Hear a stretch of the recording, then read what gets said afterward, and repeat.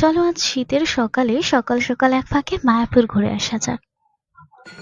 সেখানে যেতেই সবার প্রথমে দর্শন হলো ইসকন প্রতিষ্ঠাতা শ্রী প্রভুপাদের।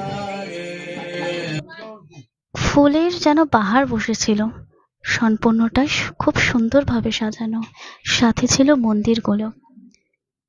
এই ঠান্ডার মধ্যে হালকা হালকা রোদে কতই না ভিড়, সাথে দোকানগুলো খুবই সুন্দরভাবে সাজানো ছিল। প্রসাদের তো কোনো জবাবই হবে না। একসাথে এত লোক একসাথে বসে প্রসাদ খায় প্রতিদিন। মন্দিরগুলো ছিল ঘোরার মতন, আর সাথে কীর্তন। আচ্ছা, এই শীতে আপনারা কারা কারা ঘুরে এসেছেন মায়াপুর থেকে? আমাকে কিন্তু একটু কমেন্ট করে জানাবেন। দেখার জন্য ধন্যবাদ।